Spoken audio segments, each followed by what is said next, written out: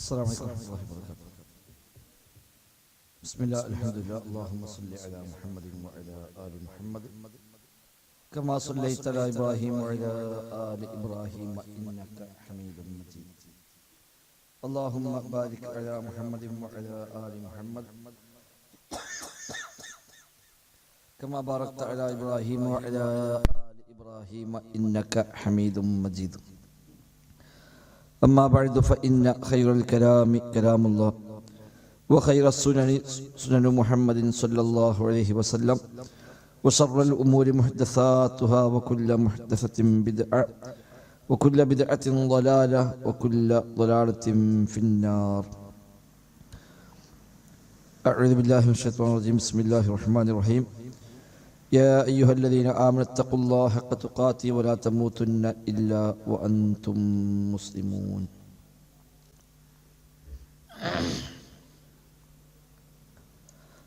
സൂറത്ത് അംബിയ 46 മുതലുള്ള ആയത്തുകളാണ് ഇനി നമുക്ക് പഠിക്കാനുള്ളത്.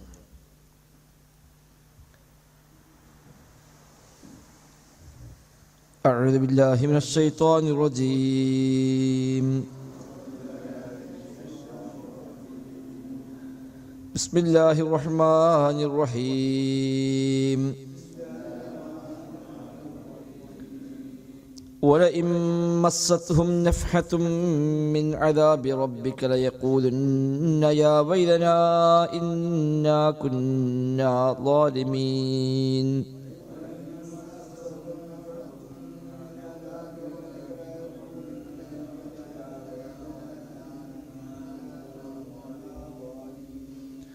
ونضع الموازين القسط ليوم القيامة فلا تظلم نفس شيئا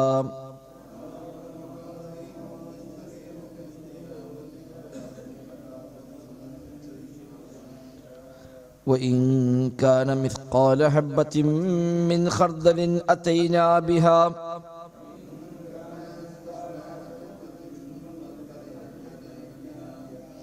وكفى بنا حاسبين.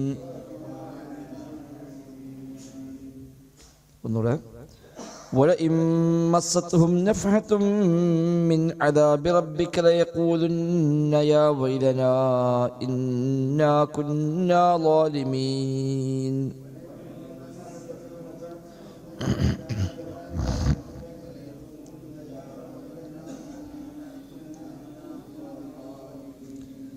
ونضع الموازين القسط ليوم القيامة فلا تظلم نفس شيئا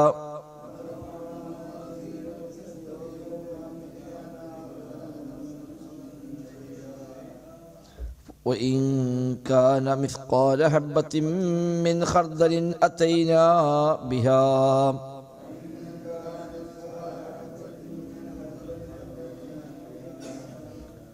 وكفى بنا حاسبين.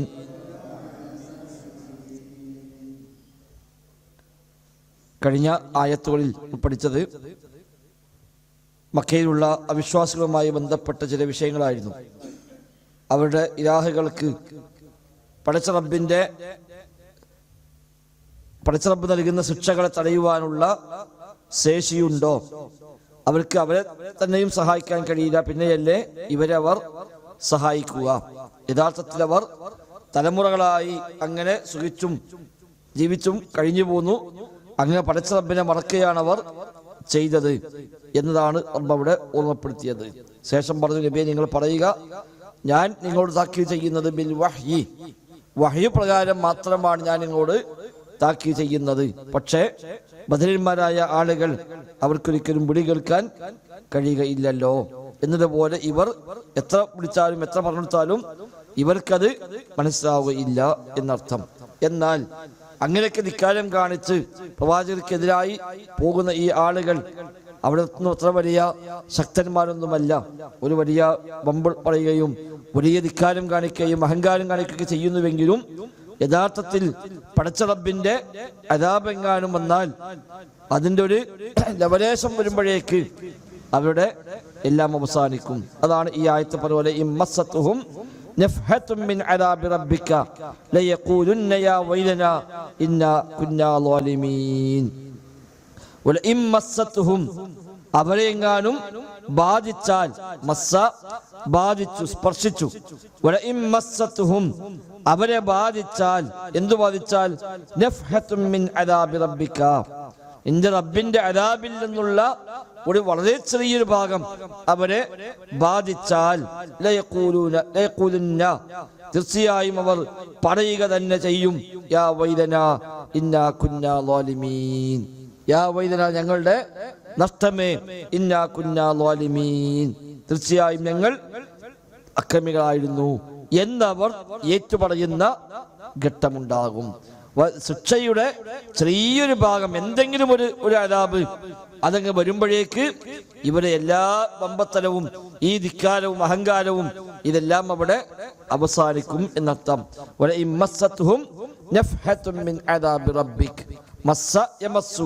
സ്പർശിക്കുക, തൊടുക, ബാധിക്കുക എന്നൊക്കെയാണ് മസ്സ എന്ന വാക്കിന് അർത്ഥം. പലപ്പോഴും പഠിച്ച വാക്കാണ്. അതിനാശയിക്കുന്നതാണ് ഏറ്റവും ചെറിയ സംഗതിക്കാണ് നഫ്ഹത്ത് എന്ന് പറയുക. സാധാരണ ഈ അത്രയൊക്കെ ഉണ്ട്, നമ്മളിങ്ങനെ ഒന്ന് തോണ്ടിട്ട് ഒന്ന് തേച്ചു കൊടുക്കുക, അതിന് സാധാരണ നഫ്ഹും മിനൽ മിസ്ക് എന്ന് പറയാം. സാധാരണ ഈ സെന്റ് കച്ചവടക്കാരത്തേക്ക് പോയിരുന്നാല് ഒന്നിങ്ങാണ്ട് പെട്ടിത്തരും, അതിന് നഫ്ഹ് എന്ന് പറയും. നഫ്ഹ് അതിൽ നിന്നാണ് ഈ പദം ഉപയോഗിക്കപ്പെട്ടു പോകുന്നത്. നഫ്ഹത്തും മിനൽ മിസ്ക് അതാണ് അദ്നാ ശൈഇൻ, എത്ര ചെറിയ ഒരു കാര്യം എന്നർത്ഥം. അപ്പൊ ഇവരിപ്പോ വലിയ വർത്താനം പറയും, അവര് ഭയങ്കര വലിപ്പത്തിലും മമ്പത്തിലൊക്കെ പറയും നബിക്കെതിരെ. പക്ഷേ റബ്ബിന്റെ അദാബെങ്ങാനും ഒരല്പം വന്നു കഴിഞ്ഞാൽ അപ്പോഴേക്കതാ അവര് പേടിച്ചു ബേജാറായി അവര് പറയും യാ വൈലനാ ഇന്നാ കുന്നാ ളാലിമീൻ. അത്രയുള്ളവരൊക്കെ എന്നർത്ഥം. അത് താങ്ങാനൊന്നുമുള്ള ശേഷി ഇല്ല. അത് നരകശിക്ഷയാണെങ്കിലും ശരി, ഇനി അതെല്ലാം ദുനിയാവിൽ റബ്ബ് നൽകുന്ന അദാബാണെങ്കിലും ശരി, അത് മനുഷ്യന് അത്രയേ ഉള്ളൂ. ഒരു വലിയ എത്ര വലിയ ഊക്ക് പറഞ്ഞാലും ഭയം വന്നു കഴിഞ്ഞാൽ പിന്നെ ഓരോ സംബന്ധിച്ച് എല്ലാം കഴിഞ്ഞു. അത് ഇപ്പോഴും നമ്മള് ഇപ്പൊ നടക്കുന്ന യുദ്ധങ്ങളിൽ കാണുന്നുണ്ട്. വലിയ വർത്താനം പറഞ്ഞ വരെ ഇപ്പോ വീടടക്കം ഒഴിവാക്കി ബങ്കറിൽ പോയി താമസിക്കുകയാണ് ബേജാറായിട്ട്. അപ്പൊ അത്രയേ ഉള്ളൂ. പടച്ച റബ്ബ് കൊടുക്കുന്ന അദാബാണെങ്കിൽ അതിന്റെ ഒരു നഫ്ഹത്ത്, ഒരു ലവലേശം അവരെ ബാധിച്ചാൽ പോലും അതോടുകൂടി ലയഖൂലുന്ന അവര് പറയുക തന്നെ ചെയ്യും. ലയഖൂലുന്ന ല എന്ന് പറഞ്ഞാൽ തീർച്ചയായും, ഇന്ന തീർച്ചയായും, ലയഖൂലുന്ന അവര് പറയുക തന്നെ ചെയ്യും യാ വൈലനാ ഞങ്ങളുടെ നാശമേ കഷ്ടമേ, ഇന്ന തീർച്ചയായും ഞങ്ങളായിരുന്നു ളാലിമീൻ അക്രമികളായിരുന്നു എന്നവർ പറയുക തന്നെ ചെയ്യും. വനളഉൽ മവാസീനൽ ഖിസ്ത ലിയൗമിൽ ഖിയാമ വനളഉ നാം സ്ഥാപിക്കും, വലഅയലഉ വെക്കുക, സ്ഥാപിക്കുക, വനളഉ നാം സ്ഥാപിക്കും, അൽ മവാസീന മീസാനുകൾ നാം സ്ഥാപിക്കും, അൽ ഖിസ്ത നീതിപൂർവമുള്ള മീസാൻ, അദൽ പ്രകാരമുള്ള മീസാൻ നാം സ്ഥാപിക്കും. പരലോകത്ത് ഇവരുടെ എല്ലാം തൂക്കി കണക്കാക്കാൻ പറ്റുന്ന മീസാൻ നാം അവിടെ സ്ഥാപിക്കും. ക്രിസ്തുന് നീതി എന്നർത്ഥമുണ്ട്, മറ്റർത്ഥമുണ്ട്. എപ്പോഴും പറഞ്ഞതാണ്. എന്താണ് ക്രിസ്തു? രണ്ടർത്ഥമുണ്ട്. അല്ല, അനീതി. നീതി എന്നും അനീതി എന്നും അർത്ഥമുണ്ട് ക്രിസ്തുന്. വിപരീതാർത്ഥങ്ങൾ ഉപയോഗിക്കുന്ന പദമാണ്. പ്രയോഗിക്കുന്ന സന്ദർഭം അനുസരിച്ച് അതിന് അർത്ഥം മാറും. സൂറത്തുൽ ജിന്നിൽ അല്ലാഹു പറഞ്ഞു അമ്മൽ ഖാസിതൂന ഫകാനു ജഹന്നമ ഹതബ. ഖാസിതീങ്ങൾ നരകത്തിന്റെ വിറകാകുന്നു. അപ്പോൾ അവിടുത്തെ ഖാസിത്ത് എന്താണ്? അനീതിയാണ്. ഇവിടെ മവാസീനൽ ഖിസ്ത, ഖിസ്തായ മീസാനുകൾ, അവിടെ നീതി എന്നാണ് അർത്ഥം. ഒരേ വാക്കിന് വിപരീതാർത്ഥങ്ങൾ, നീതി എന്നും അനീതി എന്നും അർത്ഥം പറയുന്ന വാക്കാണ് ഖിസ്ത് എന്ന പദം.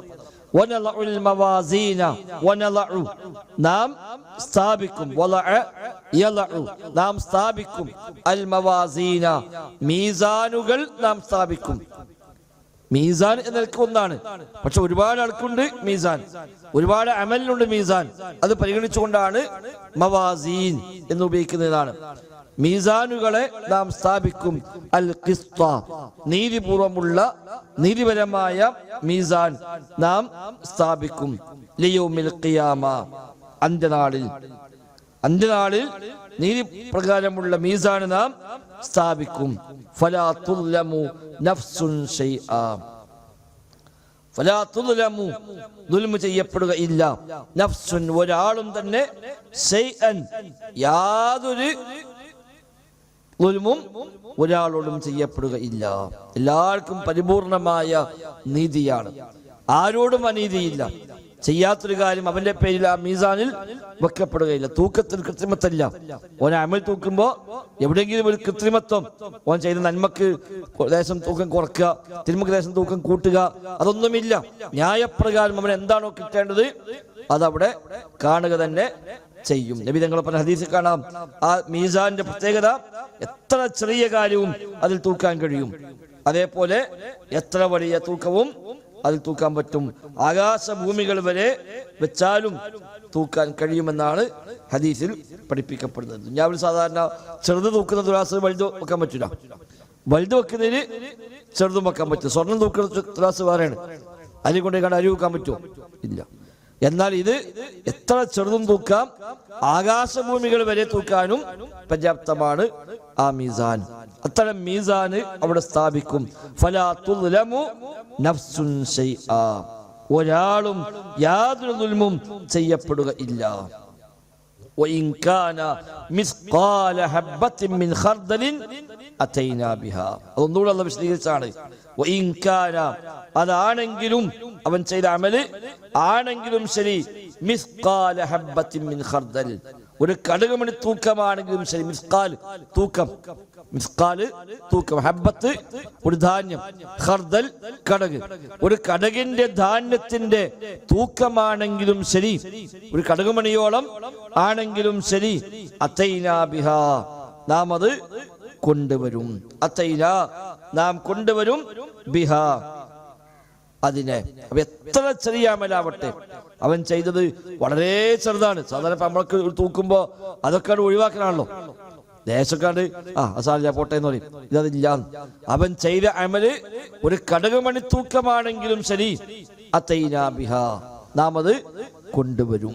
എത്ര ചെറിയ അമലും വളരെ നിസ്സാരമാണ് തോന്നിയാലും ശരി, അതൊക്കെ മീസാനില് വെക്കപ്പെടും എന്നർത്ഥം. അതുകൊണ്ട് നബി തങ്ങൾ പറഞ്ഞത്, ലാ തഹ്ഖിറന്ന മിനൽ മഅറൂഫി ശൈഅ, നന്മയായ ഒന്നിനെയും നീ നിസ്സാരമായി കാണേണ്ടതില്ല.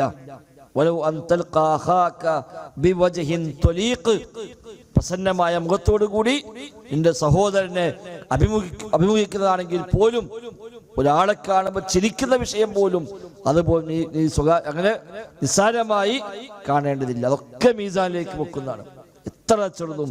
അതാണ് ഇവിടെ പ്രയോഗിച്ച പ്രയോഗം,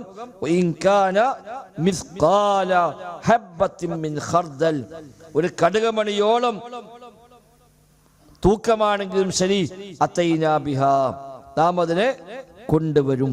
വകഫാ ബിനാ ഹാസിബീൻ, വകഫാ ബിനാ, നാം തന്നെ മതി, കഫാ മതി, ബിനാ നമ്മെ തന്നെ മതി, നാം തന്നെ മതി, ഹാസിബീൻ ഹിസാബ് ചെയ്യുന്നവരായി നാം തന്നെ മതി, വേറെ ആരും ആവശ്യമില്ല. ഈ കോടാനുകൂടി മനുഷ്യന്മാരും അവർ ചെയ്ത കോടാനുകൂടി കർമ്മങ്ങളും ഇതെല്ലാം കൂടി ഹിസാബ് ചെയ്യാനും മീസാനിൽ തൂക്കി കണക്കാക്കാനും വിചാരണ ചെയ്യാനും ഒക്കെ പടച്ചോൻ തന്നെ മതി. അതിനൊന്നും വേറെ ആരും ആവശ്യമില്ല. പടച്ച റബ്ബ് അതെല്ലാം ചെയ്യുമെന്നാണ്. എല്ലാവരെയും പെട്ടെന്ന് ചെയ്യുന്നവരാണ് അല്ലാഹു സുബ്ഹാനഹു വ തആല. അതുകൊണ്ടാണ് വേഗത്തിൽ ഹിസാബ് ചെയ്യുമെന്നൊക്കെ ഹദീസിൽ കാണാൻ കഴിയും. അതാണ് വകഫാ ബിനാ ഹാസിബീൻ, നാം തന്നെ മതി എല്ലാം ഹിസാബ് നടത്തുവാൻ. അത്ര കോടി മനുഷ്യന്മാരുണ്ടെങ്കിലും എന്തെല്ലാം അമലുണ്ടെങ്കിലും അതൊക്കെ ഹിസാബ് നടത്താൻ അല്ലാഹു തആലയെ സംബന്ധിച്ച് എല്ലാം എളുപ്പമാകുന്നു. ആ റബ്ബിന്റെ മുമ്പിലേക്ക് ഇവരൊക്കെ വരും. അവിടെ അല്ലാഹുവിന്റെ അദാബ് ഉണ്ടാകും, നരകാഗ്നി ഉണ്ടാകും. അതൊന്ന് സ്പർശിക്കുമ്പോൾ കാണാം ഇവരുടെ ഈ ഒരു വമ്പത്തരവും ഇവിടെ ഇപ്പോഴത്തെ ധിക്കാരവും ഒക്കെ ആ നരകം ഒന്നാണ് സ്പർശിക്കുമ്പോൾ കാണാം അവിടൊക്കെ എത്രമാത്രമുണ്ട്. അന്ന് ഒരിക്കൊന്നും പറയാണ്ടാവില്ല. അപ്പൊ എല്ലാം സമ്മതിക്കും, ഞങ്ങൾ ദുൽമ ചെയ്തു പോയി റബ്ബേ എന്ന് പറയും. പക്ഷേ പ്രയോജനമൊന്നുമില്ല. എന്നാൽ അവിടെ എല്ലാം ഈ പറയപ്പെട്ട എല്ലാം അവിടെ നബിയെ അതിനൊക്കെ പരിഹാരമുണ്ട്. അവിടെ വിമർശിച്ചോട്ടെ, ആക്ഷേപിച്ചോട്ടെ, അവൻ നബിയോട് എന്തും പറഞ്ഞോട്ടെ, നബിയെ ഒന്നും കാര്യമാക്കണ്ട, ഖിയാമത്തുണ്ട്, അവിടെ മീസാനുണ്ട്, ക്രിസ്തു പ്രകാരമുള്ള മീസാനുണ്ട്, അവർ ഈ പറയുന്ന ഓരോന്നും അവിടെ മീസാനിൽ വരിക തന്നെ ചെയ്യും എന്ന് നബിയെ സമാധാനിപ്പിക്കലും ഇവർക്കൊരു വാണിങ്ങും താക്കീത് കൂടിയാണ് ഈ വചനങ്ങൾ. അല്ലാഹു അഅലം. അഊദു ബില്ലാഹി മിനശ് ശൈത്വാനിർ റജീം. ബിസ്മില്ലാഹിർ റഹ്മാനിർ റഹീം. ولئن مستهم نفحة من عذاب ربك ليقولن يا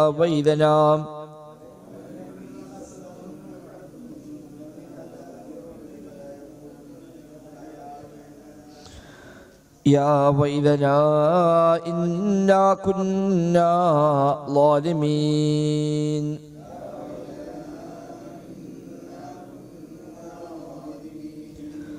ونضع الموازين القسط ليوم القيامة فلا تظلم نفس شيئا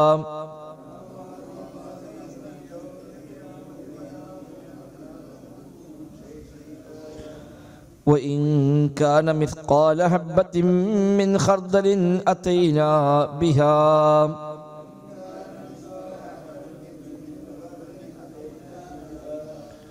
وكفى بنا حاسبين.